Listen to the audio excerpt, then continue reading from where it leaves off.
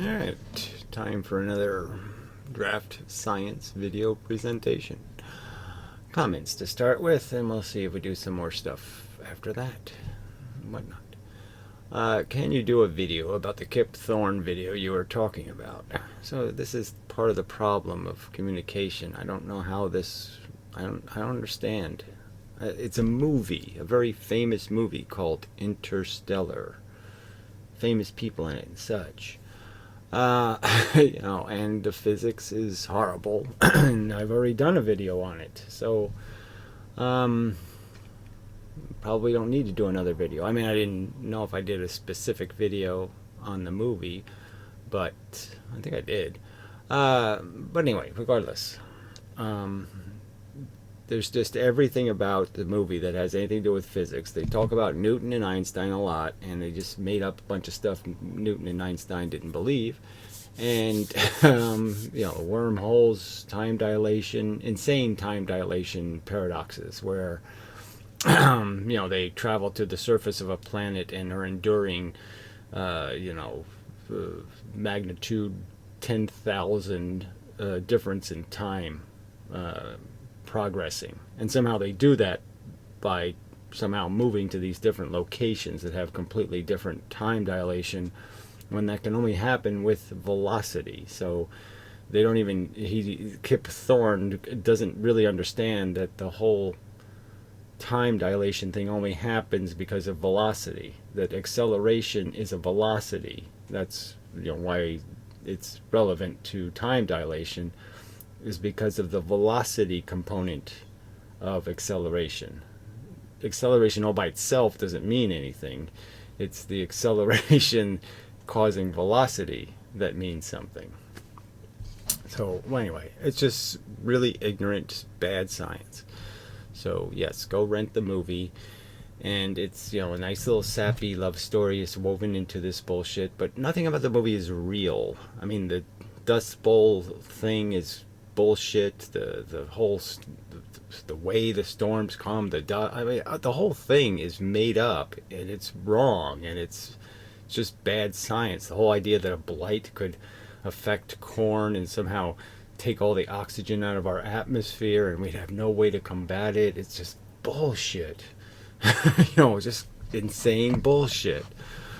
Anyway, so it's just a horrible piece of crap as being sold as some sort of, it's kind of science. Well, it's kind of not science. It's anti-science. And yet there's all scientists are in it. It's all crap and bullshit. And I don't know why everybody isn't... All the scientific type should be quite offended by how loose it is with the truth and the facts and history and everything. It's just a piece of steaming crap.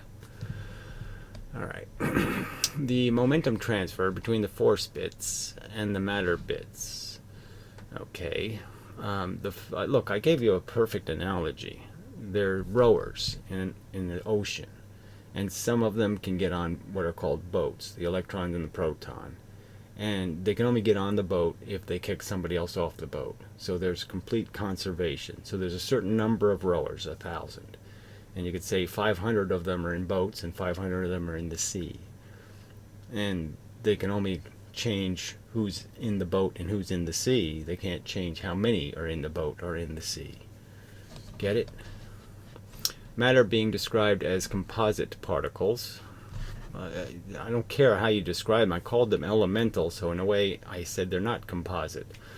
Yes, I think they are. If you go deep, all the way down, they're made of the little force bits. They're made just rowers. The boat is an illusion. The rowers are stuck to each other, and that's the electron. But the point is the rowers can get exchanged. Alright, being described as composite particles. I said the neutron is a composite particle in the sense the neutron is an electron and a proton. It's not elemental. Is what is tripping me up in understanding the details of your model. So again, I don't know.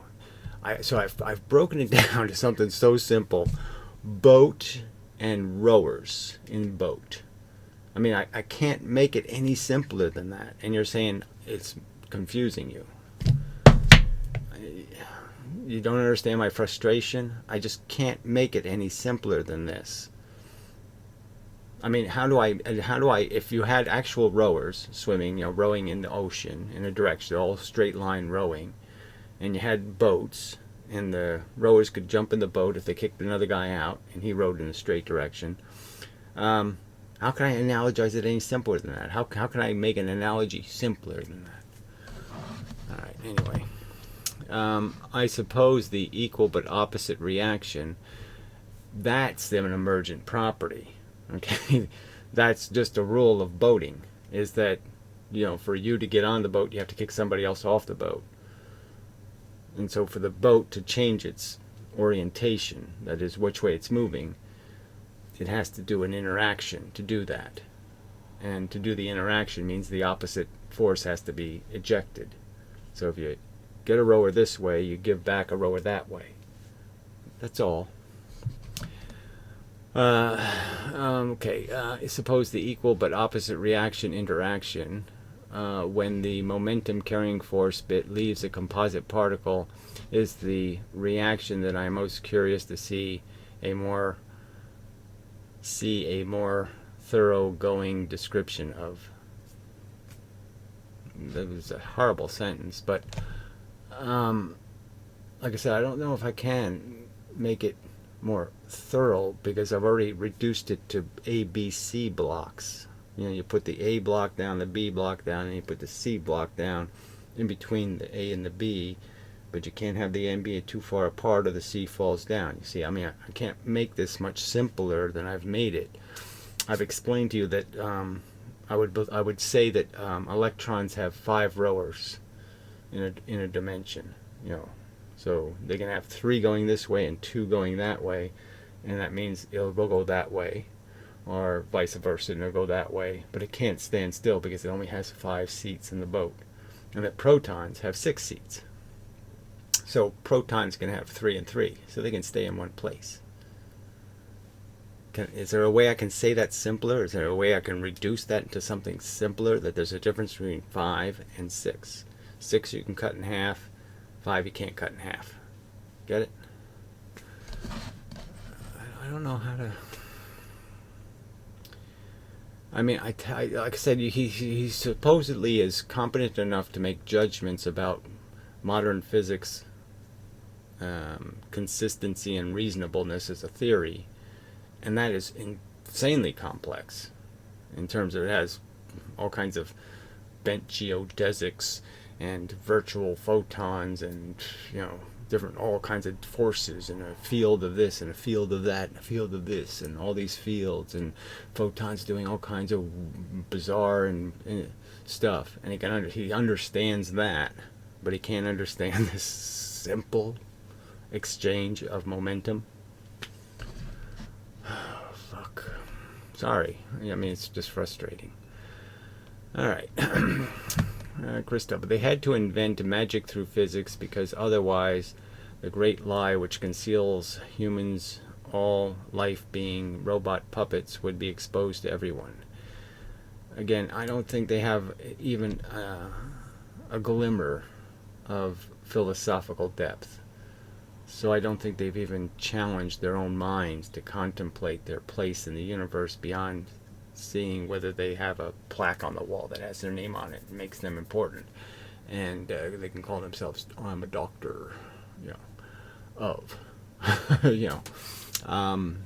don't think their minds have ever really thought about how they think, and the fact that their thoughts are just a regurgitation, a reflection of what has been pushed into them through their life. You have experiences through your life, they push into you, and you vomit, what you've eaten. So they need to keep things magical, to keep hope alive for the puppets who, you should say for the sheeple, who are baaing for more bullshit, I love bullshit. Who don't understand they are puppets, so we continue fueling this train with broken emergency brakes. Well, the brakes are sort of a whole different scenario of understanding that you somehow need to pause before you go racing down the hill or racing around the curve or doing something that might have an implication. So yes, they're incredibly reckless. They think the only part of science that matters is what did it do for me today? Did it make my phone work better? They don't give a shit about the principle of it or the truth of it. They just want some kind of use out of it. It's like all these dissidents, 80% of the dissidents are only dissidents because they want to believe there's free energy. They want to believe they can save the world or some kind of horse shit. They want to use it for something. This new theory. And it's just, somebody accused me of being unscientific. Well, frankly, I think I'm one being scientific in that, to me, the truth is where you start. And you can't do any good thinking if you have a bunch of fake, phony concepts and beliefs in the mixing bowl that you're making understanding out of. All right, so they're saying that space is an ether. Yes, I mean, they're clearly saying it. And look, I didn't even know, but there's an Einstein quote. The Bill Gates guy is pretty good at doing some research. And, he has the Einstein quote where Einstein's basically saying, the real implications of what I'm saying is clearly there has to be an ether because you can't bend nothing. There has to be a something that's doing this geodesic. So he's conceding the existence of the ether. And again, the funny thing with ether people is they think of this ether as some sort of bunch of dominoes or a bunch of static things. Just do this. If they just open their mind a little bit, they could understand that the ether could just be things that do what we see force do, which is keep moving. Always moving. If you could ever find a photon somewhere, it's always moving. It's not a photon frozen somewhere, just sitting there going, I'm a photon, I'm not going anywhere. There's no such thing in the imagination of reason. In a sense, by definition, the photon is something moving, the speed of light. So if they just make their ether moving, then they could understand that, well, if all that stuff is moving somewhere, then that makes pressure. I mean, if the two things are just sitting here, that's nothing. But if they're moving, that's pressure. It's where they're going to hit is pressure. Every time they hit something, there's going to be a pressure interaction. And then they can understand that, oh yeah, ether creates the pressure. The pressure is clearly what gravity is doing. It's clearly what magnets are doing in the sense that clearly the attraction could be thought of as pressure pushing the things together, and the repulsion could be thought of as pressure pushing them apart. And yes, the notion of measuring fractions of a proton is patently absurd. I just didn't realize it was that 1,000th of a proton's thickness.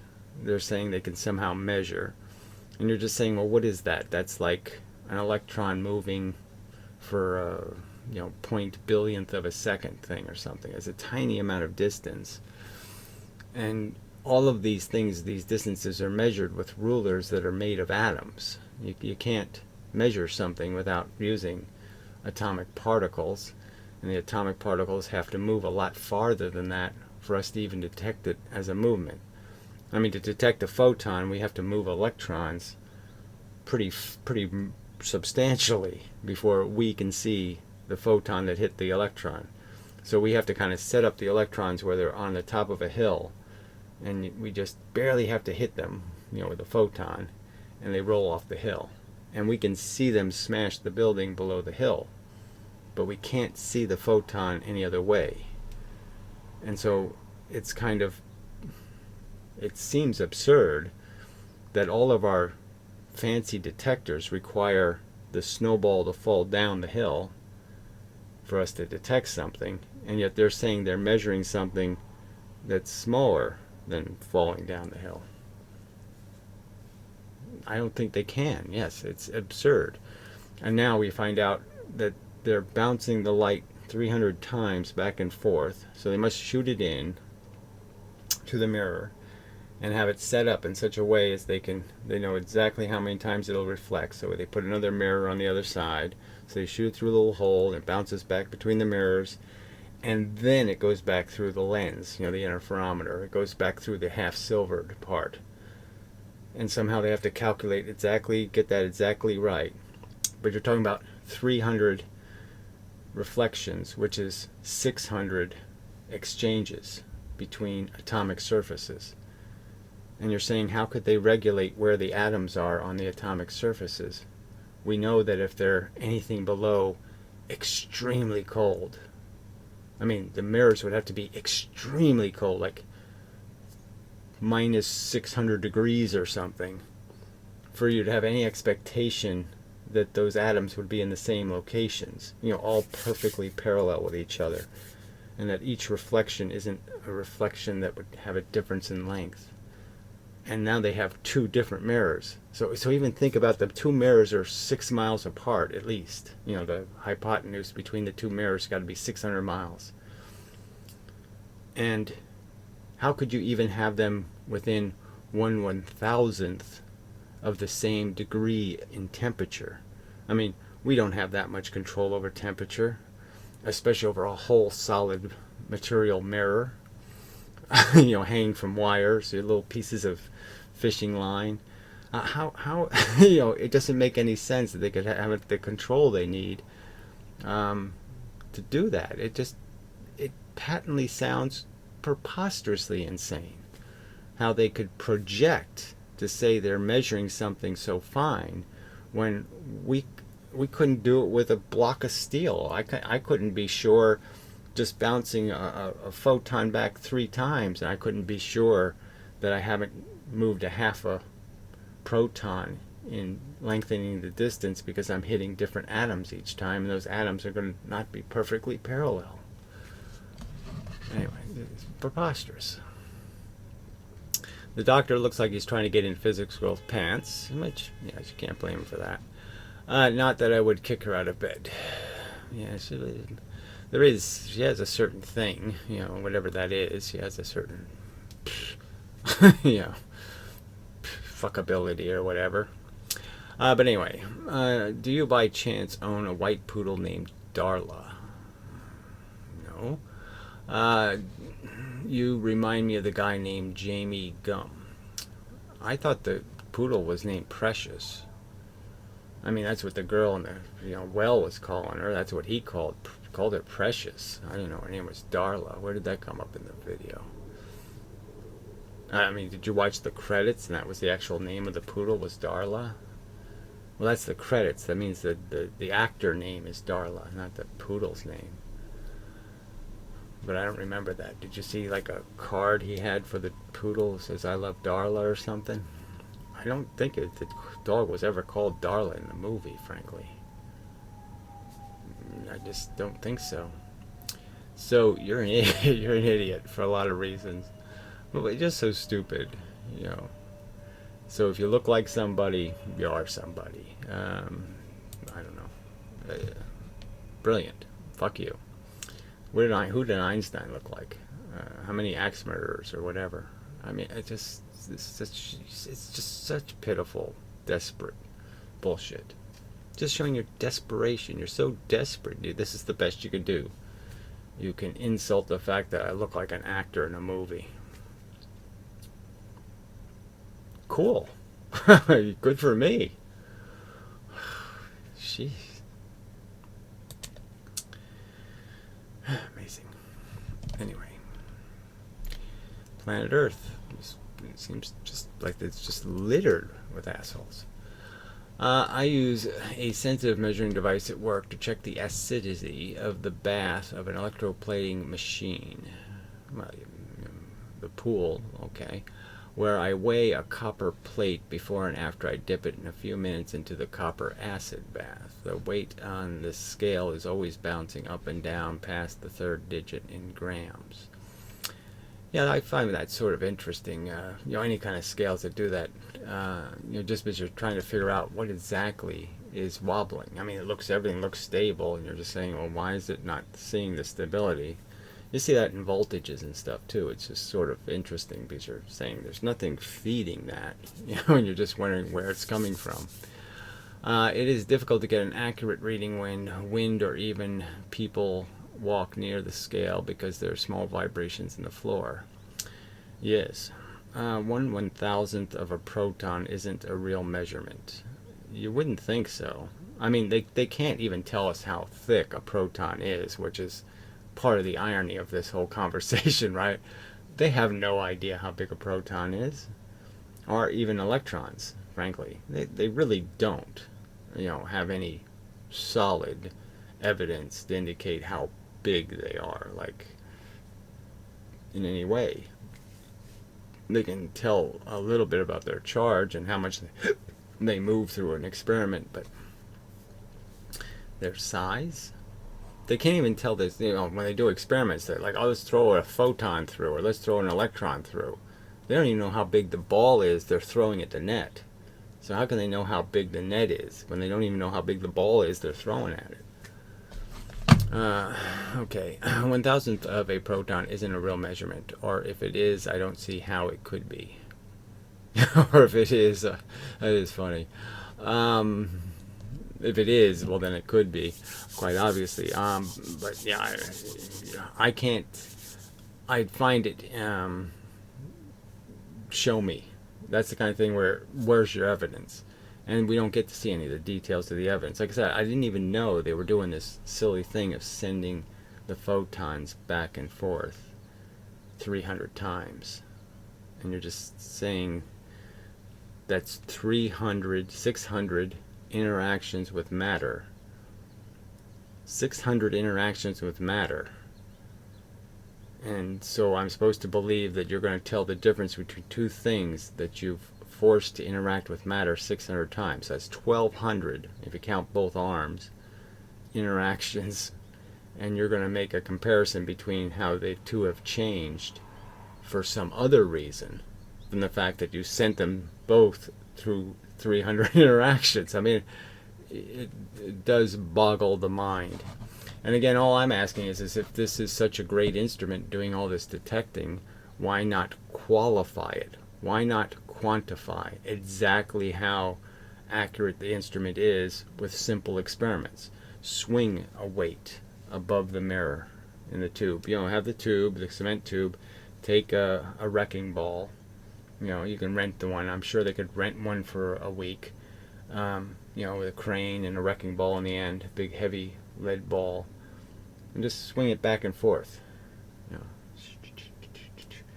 and see what your detector picks up. I mean, then you could qualify, how sensitive the device is, and do it from different angles so you can see if you can eliminate the movement in the ground, vibration that might be caused through the thing, and you see if you can just catch the gravitational significance of the weight moving. And that'll tell you whether you're detecting gravity or not. The other part that's just stupid is, by Einstein's theory, gravity is a sucking sound. Okay, it doesn't push, doesn't blow, it just sucks, no blowing. So the matter is just sucking. And so how do you make this frequency thing? See, the only way they can make a frequency is that somehow it has to blow, then it has to go back to not blowing, and then blow, and then not go, blow, and then blow, and not blow. So how do two black holes do that? By just going around each other. Because if you do the math, you can find a slight difference. So when two things are this way, there's a tiny, tiny, tiny difference between their gravitational influence than when they're this way. Because you have to do the averaging. Okay, and so when you average this, it comes out to the distance right in between the two, right? So if I have two things, one close, one far away, it averages to this, the gravity, the position. But when I do this, all right, what I've done is I've spread the gravity in this dimension, which means it's weakened a little bit because it's doing the hypotenusing thing to do its average. So the average ends up being a little bit back of the average for this. So the center of gravity for this will end up being a little back compared to the center of gravity for this. So it's a tiny little difference in the gravitational influence. Now they're saying something entirely different is happening when these two things are orbiting each other. Somehow their matter is being converted into a geodesic warping of space-time. There's no theory for how that happens. There's no other explanation of it happening in the universe. It only apparently can happen when two things are spinning around each other that are very dense, because two things spinning around each other that aren't dense won't do that. So, what's the theoretic grounding for this whole nonsensical notion that you can turn gravity on and off to create a frequency? All you can do is do this. And it's a tiny difference between the gravity this makes and the gravity this makes. Especially when these things are supposed to be so close to each other. These black holes are spinning so fast and they're so close to each other. Incredibly close, like a few miles apart, spinning around each other. The difference between this and this at 4 billion light years would be so incredibly insignificant. So none of this makes any sense. Why do you people believe it? I mean, why should I even have to argue this? There should be other people who give a shit about physics who understand Einstein never said that happens. Where's the theoretical grounding for this notion that you can bend space by converting matter into bent space? You have to convert the matter into a force, photons, even virtual ones, but you have to convert it into something. You can't convert it into the gravity that things already have. You can't give them more gravity. And that's essentially what they're saying, right? They're saying that I made the two black holes that have a certain amount of gravity, and somehow I made them make a whole bunch more gravity. How'd you do that? Where's the theory for it? There's no theory. It's just crap. So that's why Einstein said you'll never see a gravitational wave, because he knew the difference between this and this is so tiny that we're not going to see it after 1 billion light years. It's just no chance we're going to be able to detect the difference between this and this. And that's the only wave created by gravity. That's the only frequency created, is the subtle difference, which essentially just means the object is moving back and forth. So you can understand that if the object was moving back, and that's what this means. Okay, so when two things are circling around each other and they're changing from this to this, that's essentially just saying the object is moving forward, moving back, moving forward, moving back, and it's moving a tiny amount. So you're saying at 1 billion light years, something that's moving a few miles different.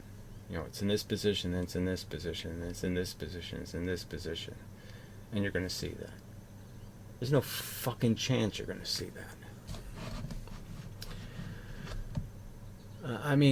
So, Physics Girl is supposed to be doing the question video to the scientists, so maybe we'll learn more complete horseshit. But I'll definitely do a response to that horseshit video. This is horseshit science. Like I said, there's just nothing. Prove interferometers, the sensitivity of interferometers. Why doesn't somebody just prove it? I'm not arguing that the idea of the light diverging isn't a good way to measure the distance the light travels. The more it diverges, the longer it traveled. So it's a way of measuring distances, because the light will diverge more with distance. So that makes sense. It's a ruler of a kind. But it's not a ruler that's doing 1/1000th of a proton. I mean, that's just crazy. Alright. That's all you can say, right? It's just crazy. So, nothing in the subscriptions to talk about, really. Bill Gates is just wasting time on this electric universe and flat earthers. And, he gets to choose the dissidents he wishes to argue with. It's good that somebody's pointing out that the electric universe is full of shit. I've already said it. There's no electrical theory that allows you to transmit or communicate between objects through space with electricity, because electricity hates vacuums. And space is a vacuum, lunatics. A very powerful vacuum. There's no atoms. Electricity is something that happens between atoms. Atoms have to exchange the pressure. That's how it works. It's just silly. And there's clearly no evidence of giant streams of plasma forming where the surface of the Earth is melting and it's spewing a bunch of ions to the moon, and now the electricity can travel through the conductor that you're making out of the ions. That's what a plasma is. A plasma is basically something burning. It emits a bunch of atoms. It loses atoms because it's hot and it loses them, and they become enough of a conductor. There's enough association between those atoms for the electricity to travel through the atoms. But that's it. There's no evidence any of that's happening.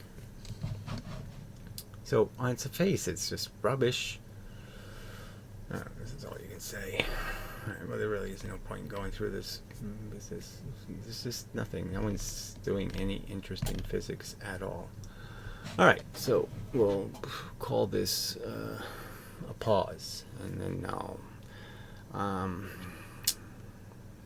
I'll maybe draw some pictures of the interesting subject to me, what I'm working on, is the difference between these different reactions that a photon has when it hits an opaque substance versus hitting a transparent substance versus hitting a reflective surface, a shiny surface. And those are all different but the same. And so I'll attempt to explain the differences, some of the differences. Some of what I would argue is what's happening.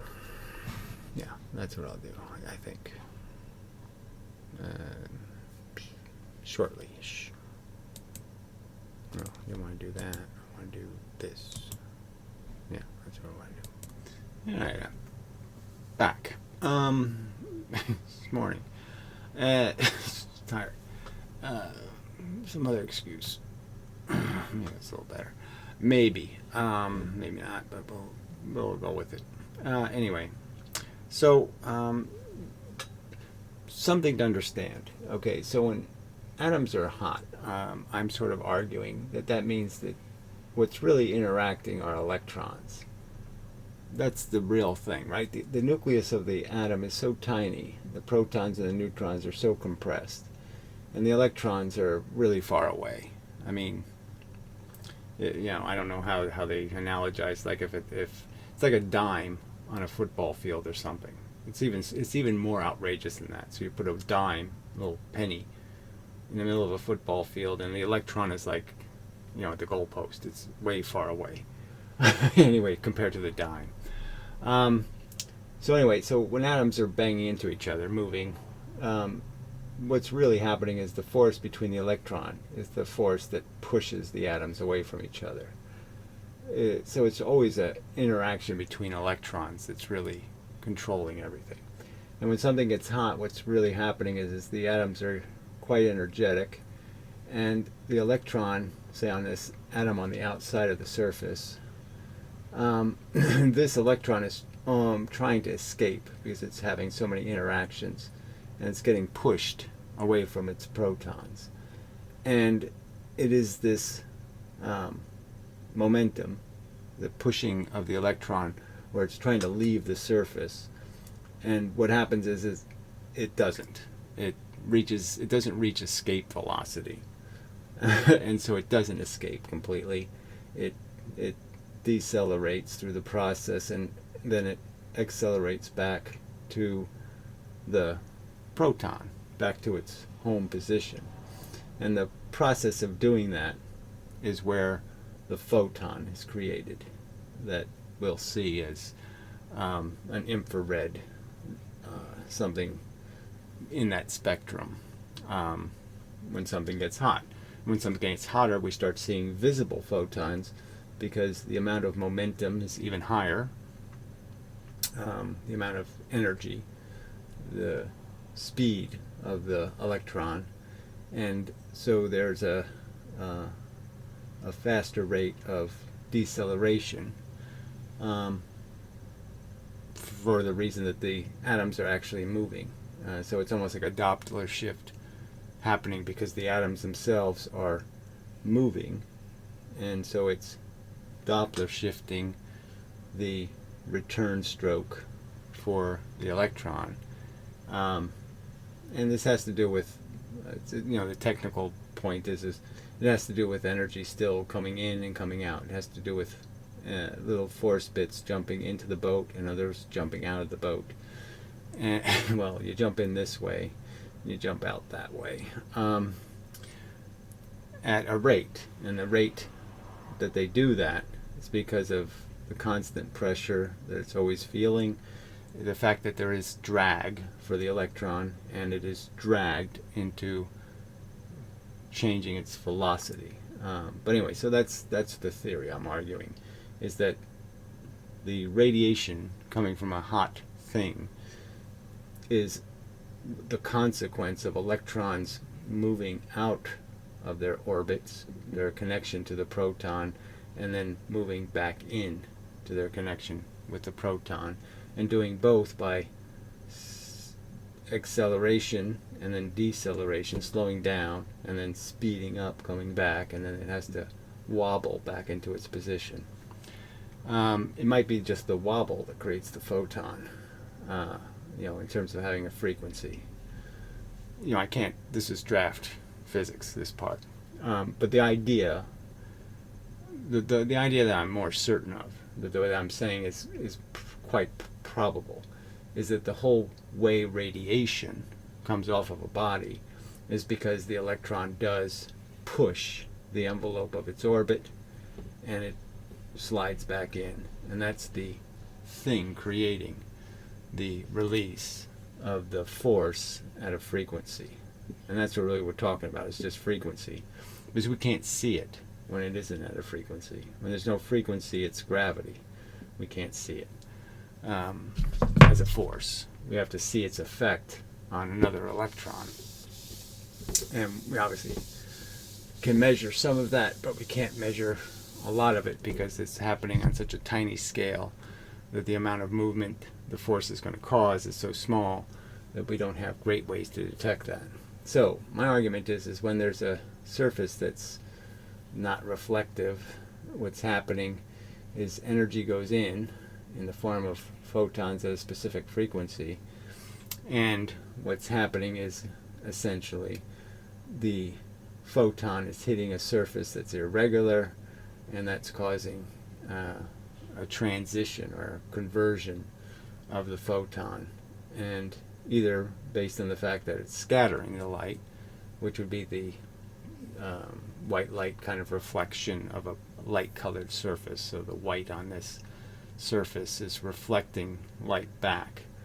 So the light is essentially doing some kind of thing like this, where it's coming off at different angles, but there's no image produced. It's not creating a reflection. It's just creating a scatter of the light that went in.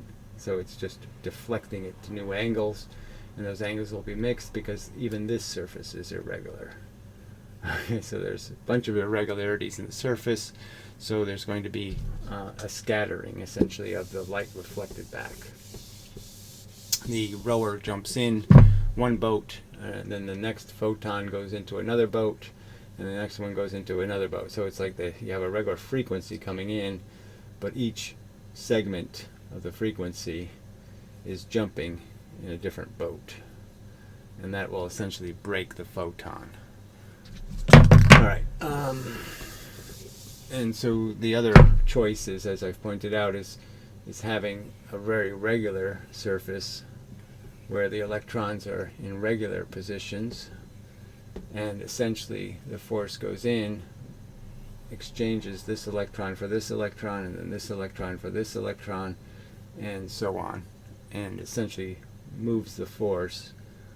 consistently through the object, and then the last electron is attempting essentially to escape this atom, and it rebounds, and then the rebound produces exactly what went in. So the energy out is going to be the same amount of energy because nothing's lost, and so this rebound will essentially equal what went in, so you'll have a duplication of what went in will come out. So that's a transparent object. Reflective object. See, what's the other choice? Yeah, so now the opaque one, the one that absorbs the energy, is again probably something irregular. The energy comes in this consistent form, but what's happening is as stated, this frequency is getting broken, and the energy ends up going this direction, and then it goes this direction, and it goes, say, this direction inside of the thing. So if there was 3 little bits of force, one bit goes this way, one bit goes this way, one bit goes this way, they all equal energy, but they've lost their coherency, so there's no frequency anymore. And so you need to pump in a lot of this to make this really hot before you can have enough momentum to shoot these electrons out away from their atoms and create another photon in return. So all you can radiate back is heat. So you put the energy in to the dark thing. It doesn't reflect any light back because the reflections are getting recaptured in the matter. So it's essentially saying that these angles are at such an angle that when it comes in, it bounces in and it goes into the surface. So the angles of refraction, there's all kinds of rules about where you get complete internal reflections, and so the surface has an irregularity to it where it has complete internal reflections. That is, the well is deep enough where it gets caught in here and ends up going into the matter and into the matter. So the boat there's nobody jumping out back this way. They all jump out in some direction that ends up being back into the matter itself. And so the energy is dispersed within the object, and then you're back to this argument. You have to make it hot. You have to do a lot of that to jiggle all the atoms so that the surface atoms start having their electrons jiggling, attempting to move out of their orbits, and therefore having to move back in, which is where they'll release the photon. So the point is when an electron travels, so it's sort of just the plain drag argument.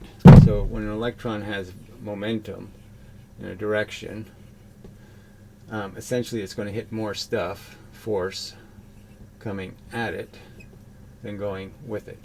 So if the electron's going this way, it's on average going to hit more stuff going forward to it than going with it. So there's going to be more exchanges this way in the boat, and so you're going to understand that this side is going to put more rowers in this way, which means it's going to have more rowers it's going to eject going this way, and the momentum is going to decline. So if it has a 5-to-1 ratio of rowers going this way versus this way, and then it goes to 4-to-2, and then it goes to 4-to-1,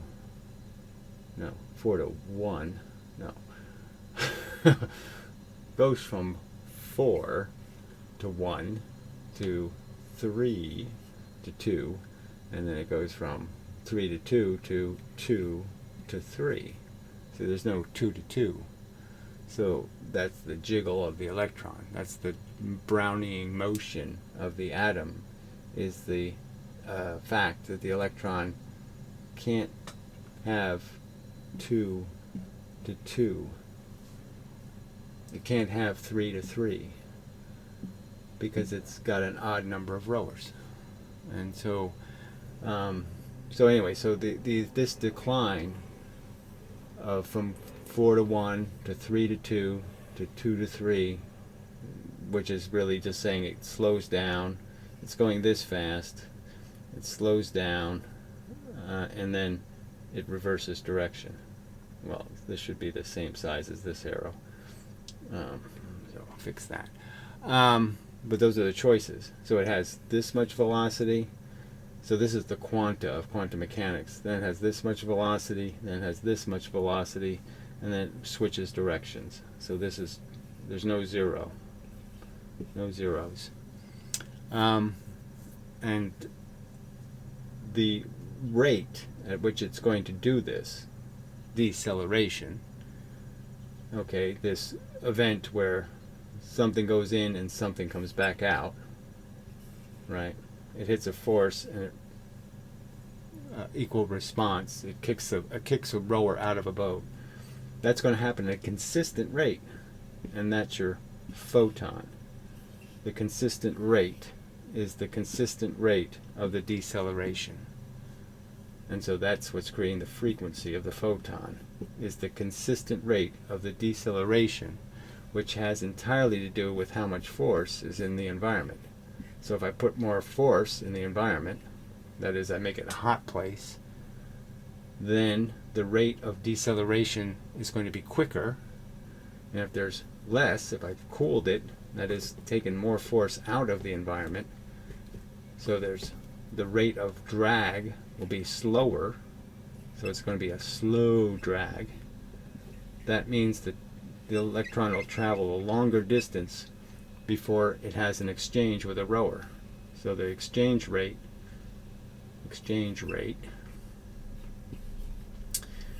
declines with temperature. So this, the colder something is, the slower the exchange rate. That means the longer the wavelength, because the rower won't make an exchange. That is, the force won't come out in the opposite direction.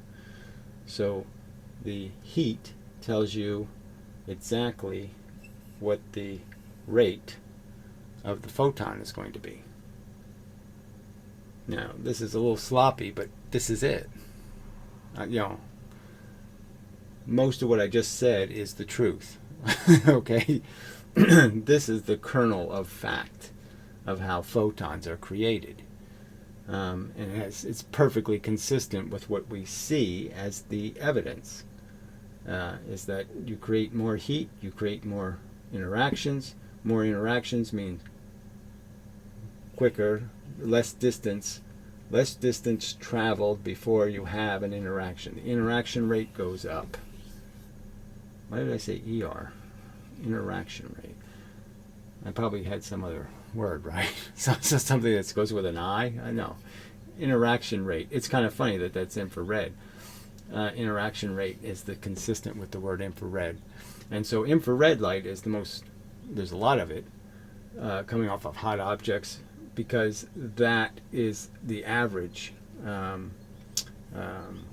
amount of the rate of deceleration of an electron. It's more likely to decelerate at that rate because there's that much energy in the field, kind of thing. Because changing how much energy is in the environment requires you to block it, with another piece of material like a proton that sends it somewhere else. So you have to evacuate some area, make it very cold. See, protons essentially make something very hot or very cold. So let me draw that. When it comes to the electron energy, and that electron energy is what photons are made out of. So when photons hit a proton, something really, something kind of bizarre happens in the sense that, so the proton, same problem, I gotta clean it with vinegar or something again. I don't know why this shit does this. No, this is the marker this time. Come on, work, please. If I asked you very nicely, you have a very nice, anyway. Alright, so the proton, what it does is, so force comes in one way, in a direction, and it's diverted into another direction. Alright, so essentially it makes one place really hot, and it makes a place that should be hot cold. So this force was heading for over here, doesn't get here, so this is now cold, or low pressure. And this place, this force wasn't going anywhere near it, and now it's sending more force this way. So now it's made this hot, high pressure. So you can now relate hot and cold to high pressure and low pressure, and that's also helpful. So protons are essentially saying, I'll take the pressure in, and depending on how it comes in, I'll make something much hotter, and I'll make something else much colder, essentially. And by doing that, I'll make the photon that it produces have a higher, a longer wavelength, bigger distances, and in the hot place I'll make it a smaller distance, the photon created. And that's how that's put all this together. You really should be able to get it. It answers all the questions. It just answers more and more questions. The questions that never were answered. It gives you insight into understanding how they're made. It's explaining now how photons are created. I mean, conventional physics doesn't even come close to doing that. That's why they call them virtual photons. It's because they can't account for them at all. All right, so I think I've done my job. And obviously the virtual photons of conventional physics are the magnetic photons. That means you have to pay attention to electron force versus proton force, red, black, however you want to draw it. But it's, the point is they don't explain how any of it functions. And here, I've given you the answer. I've answered the questions with something quite simple and reasonable. All right, so that's enough of a video, I think. So till the next time, and such. Maybe. Yeah, should be. So, thanks for your attention. If you made it all this far, thank you for paying attention. Give me an opportunity to explain, and I just indulge you to be reasonable.